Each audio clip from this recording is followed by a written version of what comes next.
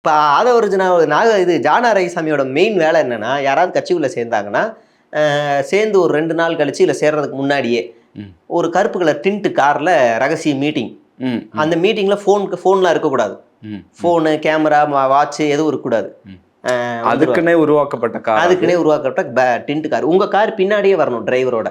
அப்படிதான் இருக்கணும். அந்த கார்ல நீங்க வந்துருங்க அப்படின்ட்டு இவர் வந்து பேசுவார். ஆதவர்ஜுனா ஏதோ ஒரு கொள்ளை கூட்டம். நீங்க பெரிய போயிட்டு இந்திய ட்ரம்ப் வந்து எலெக்ஷன்ல நின்று ஜெயிக்க போறாங்க இவங்க அமெரிக்க தேர்தலில். ஒரு தேர்தலை சந்திக்காம ரகசிய மீட்டிங் மாதிரி.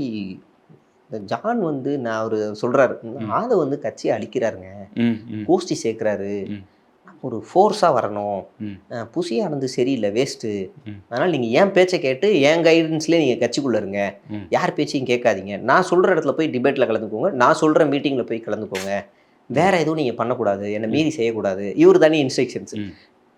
சரி சரின்னு தலையாட்டிட்டு இவங்க எல்லாரும் பணத்தை பார்த்த உடனே ஆதவர்ஜுனா காலில் போய் விழுந்துடுறாங்க.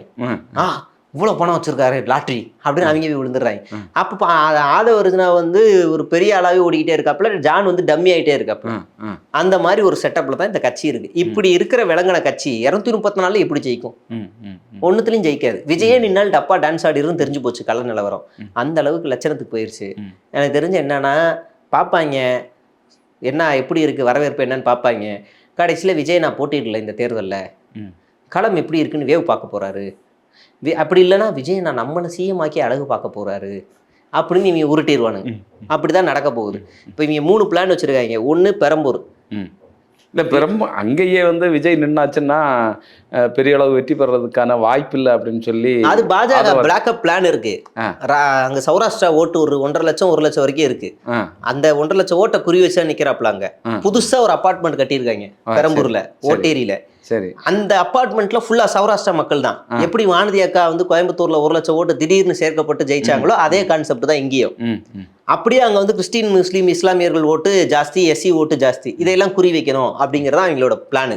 இதை வந்து ஜெயிக்க வச்சிடலாம் அப்படிங்கிறதான் பிளான். இப்போ என்ன சிக்கல்னா, விஜய் மட்டும் ஜெயிச்சுட்டா அவரை மட்டும் எப்படி சட்டமன்றத்துக்கு தனியாக அனுப்புறது? இவங்க சொன்னாலும் சொல்லுவாங்க, அண்ணன் சட்டமன்றத்துக்கு போனால் பாதுகாப்பு இருக்காது, அதான் அண்ணன் சட்டமன்றத்துக்கு போகலை அப்படின்னு சொல்லுவாங்க. சொல்லக்கூடிய ஆளுங்க தான். தமிழக அரசு பெரிய நெருக்கடியை கொடுத்து. ஆமாம், அண்ணன் வந்து பேசினார்னா சட்டமன்றத்தை அண்ணா மாதிரி ஒரு பேசிடுவார், எப்போதெல்லாம் அந்த அச்சம் உங்களை உழுக்குகிறதோ அப்போதெல்லாம் இந்த அண்ணாதுரை தான் ஆளுகிறான்ற மாதிரி அண்ணன் நம்ம அண்ணன் ஏதாவது ஃபயராக பேசிடுவார், அதுக்காக அவர் போகாமல் இருக்காரு நீ உருட்டுவாங்க. அப்படி எதாவது பண்ணுவாங்க. அதனால அப்படி ஒரு நிலைமையில யோசிச்சுக்கிட்டு இருந்த நேரத்தில் இப்போ இன்னொரு சர்வே வந்திருக்கு, விஜயே தோத்துருவாரு அப்படின்னு ஒரு சர்வே வந்துருச்சு. விஜயே தோத்துருவாருன்னு ஒரு சர்வே. அப்படி வந்த உடனே இவங்க ஒரு டம்மி பீஸு அப்படின்னு எல்லாருக்கும் தெரிஞ்சு போயிருச்சு. அப்போ இவங்க 2 பிளான், ஒன்று பெரம்பூர், இல்லைன்னா அட் அ டைமில் 2 தொகுதி, திருச்சியில் ஒன்று இங்கே ஒன்று. திருச்சியில் கிறிஸ்டின் ஏரியாஸ் இருக்க ஒரு தொகுதியை குறி வைக்கிறாங்க. அப்படியும் இல்லைன்னா அண்ணன் போட்டியிடலை. இந்த 3 பிளானை வந்து எக்ஸிக்யூட் பண்றதுக்கு ரெடியா இருக்காங்க. மற்றபடி களத்துல இறங்கி வேலை செய்வாரா? என்ன நீங்க அவர் தொகுதிக்கே அவர் போக மாட்டாரு, அவர் மத்தவன் தொகுதிக்கு போய் பார்ப்பாரா? அதே எப்படி போவாரு? அதெல்லாம் போக மாட்டாரு. பெரம்பூருக்கே ஒருவேளை பெரம்பூர்ல நின்னா கூட ஒரு நாள் வந்து பிரச்சாரம் பண்ணுவார், அவ்வளவுதான். சரி, ஒரு நாள் பண்ணுவார். மற்ற எல்லாரும் விஜய் மாஸ்கை போட்டுட்டு போய் நீங்க போய் நான் தான் விஜய், நான் தான் விஜய்னு போய் நீங்க போய் பேசணும். ஒவ்வொரு வீட்லயும் இருக்காங்களே. அவர் வந்து பட் விஜய் எப்படி வருவாருன்னா எம்ஜிஆர் மாஸ்க் போட்டு வருவார். எம்ஜிஆர் மாஸ்க் போட்டு வருவாரு. அப்ப விஜயை காணும் தேடுவாங்க எல்லாரும், எங்கடா விஜயை காணும்னு. ஆனா அப்ப விஜய் இருக்க மாட்டார். இவங்க எல்லாரும் விஜய் மாஸ்க் போட்டு வருவாங்க, இவர் எம்ஜிஆர் மாஸ்க் போடுவாரு. அடுத்த நாள் காமராஜர் மாஸ்க் போடுவாரு, அடுத்த நாள் ஜெயலலிதா மாஸ்கை போடுவாரு. பார்ப்பாங்க, என்னடா மாஸ்க்கு ஜெயலலிதா இருக்குது ஆனால் ஆம்பளை ஓட்டலாக இருக்குது அப்படிலாம் பார்ப்பாங்க. வித்தியாசமாக விசித்திரமாலாம் நடக்கும். தேர்தலில் நம்ம அந்த கலை விழாலாம் நடக்கும்ல, அந்த மாதிரி இந்த கட்சியை நம்ம வந்து பார்க்க முடியும்.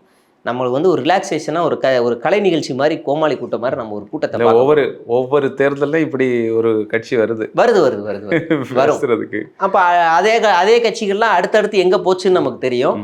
அதனால் விஜய் என்ன வந்து என்டிஏக்கு போனால் ரொம்ப சந்தோஷம், நம்ம வரவேற்போம். ஏன்னா ஸ்டார்டிங் இந்த பவன் கல்யாணம் அப்படி தான் சுற்றிக்கிட்டு இருந்தார். சனாதனத்தை எதிர்ப்பேன், கடவுள், மூட நம்பிக்கை இப்படிலாம் பேசிகிட்டு இருந்தவர். இன்னைக்கு அப்படியே சனாதன ஹீரோவாக மாறி அப்படியே இருக்காரு. ஆமாம், சனாதனத்தை எதிர்க்கக்கூடியவங்கள பிடிச்சு ஜெயிலில் போடுறதுக்கு அவ்வளோ தூரம் போயிட்டாரு. அவ்வளோ தூரம் போய் திருப்பதி மலையவே நான் தான் இப்படி பாதுகாத்துக்கிட்டு இருக்கேன் ரேஞ்சுக்கு அவர் வந்து போக ஆரம்பிச்சிட்டார் இல்லையா? அது மாதிரி அண்ணனும் வருவார் காவி உடையில், காவி இதில். காவி உடை வந்து நமக்கு இங்கேயும் பொருந்தும், இங்கே நம்ம வேளாங்கண்ணிக்கும் பொருந்தும். நான் அதனால் அப்படியே சேர்ந்து வந்து பாதுகாக்கிற மாதிரி சீனெல்லாம் போடுவாங்க. அது நடக்க போகுது. இப்போ வரக்கூடிய 15 தேதி சிபிஐ விசாரணை. அதுக்கு முன்னாலேயே அந்த தேதியிலேயே ஏற்கனவே சொல்லப்பட்ட தேதியிலே வந்து ஜனநாயகன் திரைப்படத்தினுடைய அந்த ரிவ்யூவை வந்து ஒரு ஸ்பெஷல் கமிட்டி பார்க்கும் அப்படி சொல்லி, பாவம் அதில் கலந்து கொள்ள வந்தவருக்கு வயிற்று வலி, ஆஸ்பத்திரியில் அட்மிட் ஆகிட்டாரு. அப்போ இதெல்லாம் சேர்ந்து இப்படி ஒரு நெருக்கடியை வந்து விஜய் ரிலீஸும் ஆகாது.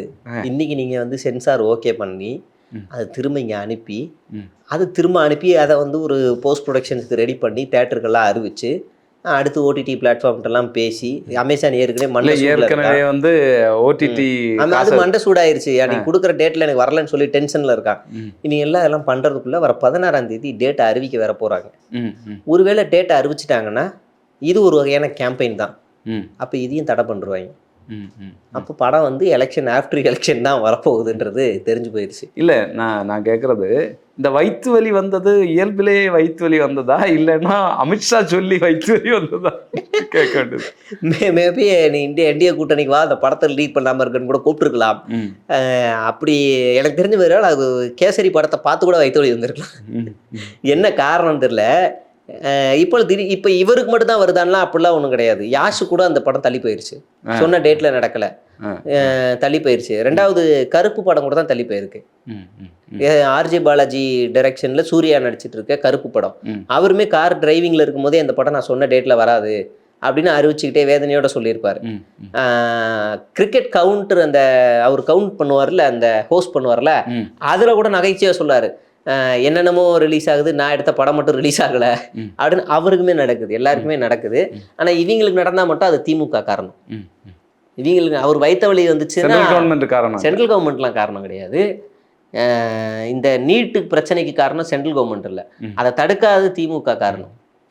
நீங்க கொண்டு வாங்க, நீங்க என்ன வேணாலும் கொண்டு வாங்க, ஆனா இவங்க ஏன் தடுக்கல, நீங்க ஏன் தடுக்கல, அதுதான் இவங்க பிரச்சனை. அப்புறம் நீங்க வந்து எஸ்ஐஆர் நீங்க கொண்டு வாங்க, நீங்க ஏன் தடுக்கல எஸ்ஐஆர்? ஆமா, நீங்க ஏன் தடுக்கல எஸ்ஐஆர்?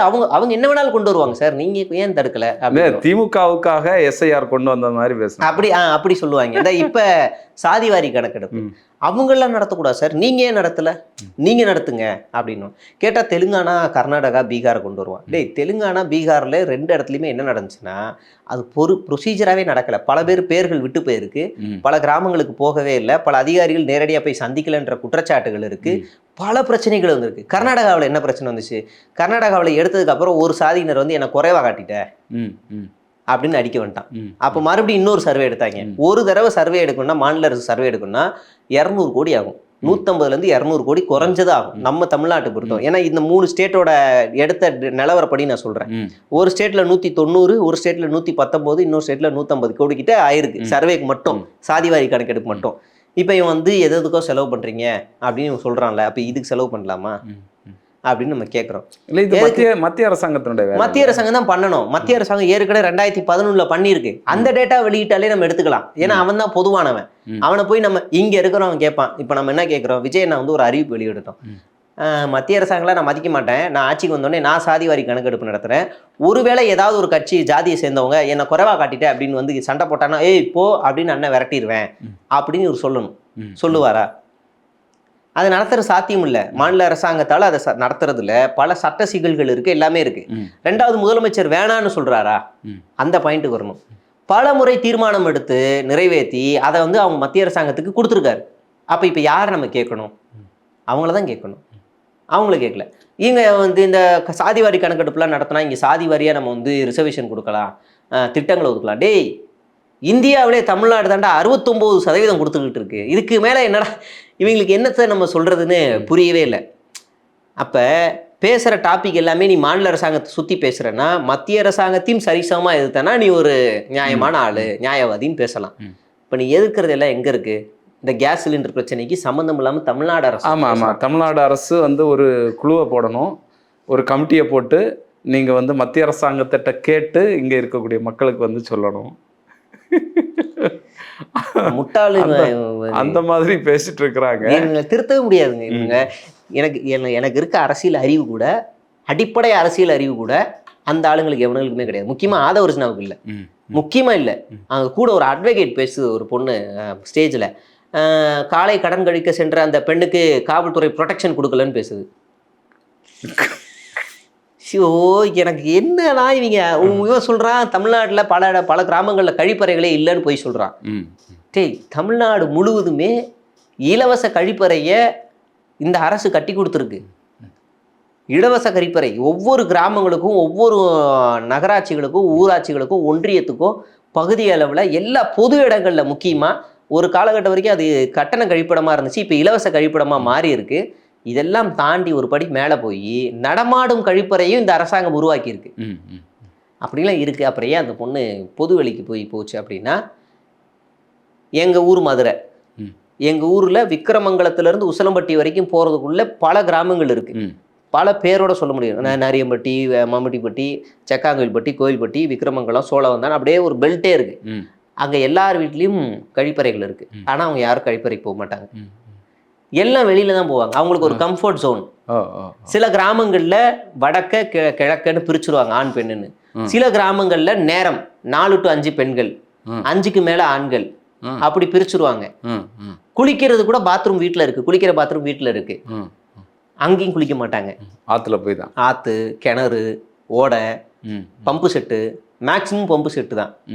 மேக்சிமம் கிணறு அப்படிதான் குளிப்பாங்க. அப்படிதான் குளிப்பாங்க. காலையில் எனக்கு தெரிஞ்சு என் கிராமத்தில் யாரும் குளிக்க மாட்டாங்க. காலையில் எந்திரிக்கிறது 4 மணி.